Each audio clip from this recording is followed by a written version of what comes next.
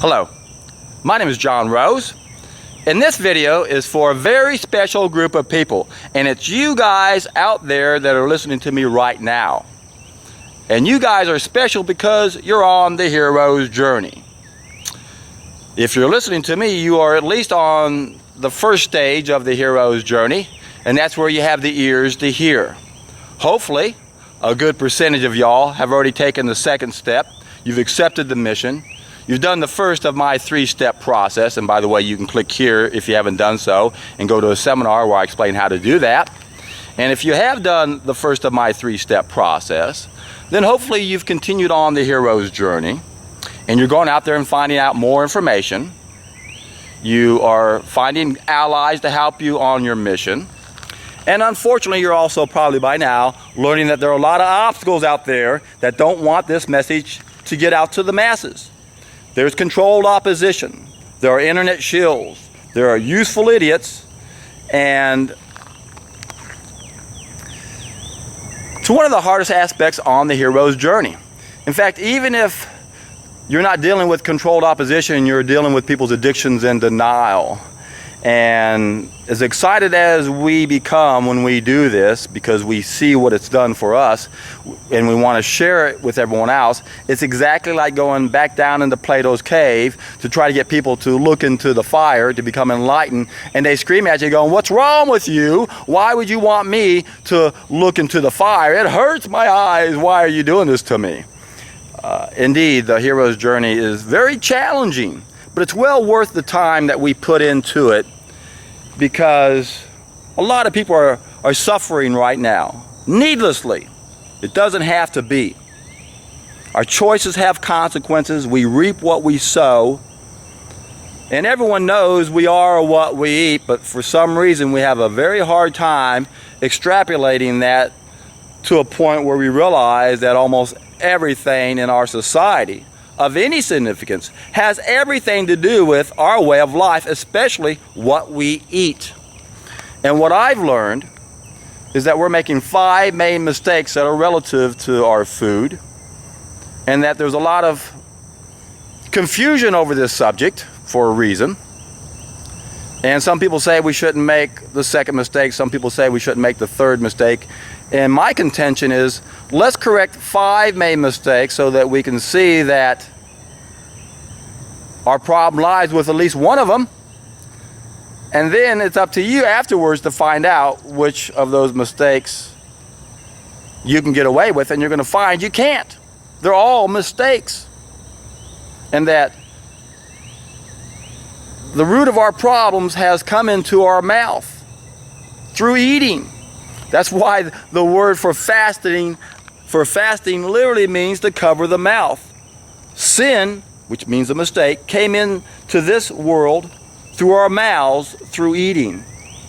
And that's the reason why so many cultures and religions speak of fasting. The Bible mentions it 74 times for a very good reason. It allows us to control those things that are controlling us. Unfortunately, the 5th thing we mastered, chemicals, has made fasting very dangerous right now for some people. Remember, there are 11 main events that have drastically changed the fate of mankind for those who've watched some of my other videos. And you can click right here and go to a video where I explain these 11 main events.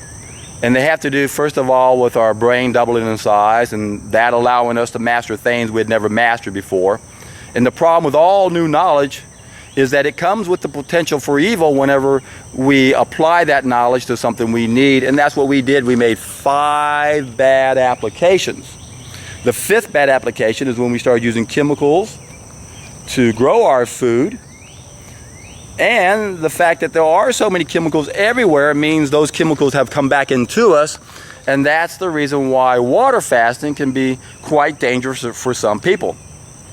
Because our liver needs certain nutrients in order to complete a 2-phase process to neutralize and eliminate these toxins. And water fasting doesn't provide these nutrients. So what we need to do is modify what used to be considered the best preparation for a better way of life, and that's where the first of my 3-step process comes into play. So click here and go to my seminar and continue on the hero's journey. If you haven't done the first step or my first step, start there. And once you do that, after a while you'll have an aha moment and come to the realization that none of the systems out there that are trying to solve our problems will ever be able to solve our problems, because the solution to all of those problems lies within each and every one of us. So we have to take responsibility.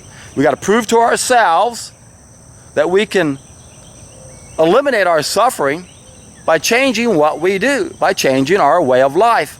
And then once you prove this to yourself, then you will want to go out and share this message. And that's the most important stage on the hero's journey, is we want to share this message. So please do your job as a hero on this planet and share this message.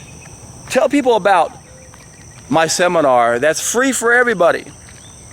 I'm only an educator. I don't sell any products. I'm not trying to make money out of any of this. My God, I realize why we're suffering. I'm tired of watching people all around me suffer. It drives me crazy knowing what I know and realizing that the status quo wants to stay the status quo, and to do so, it can't let us be healthy. It's an odd paradox where sickness begets sickness. And of course, when I refer to the status quo, I'm not referring to any particular system that's in charge. I'm actually referring to a very small group of people that own and control every major sector of human endeavor. And of all those major sectors, the most important one for them to control is medicine. And you can click here and go to a video I just taped and uploaded last week on illustrating or explaining the role that conventional medicine or organized medicine has in keeping us where we are. And I realize that this is a challenge for most of us. And there's only one way to overcome all of the references that we have that support our current belief system, our current way of life, and that is to have a brand new reference. So click here, go to my seminar, and I can guarantee you one thing: when you do this, you are in for a treat.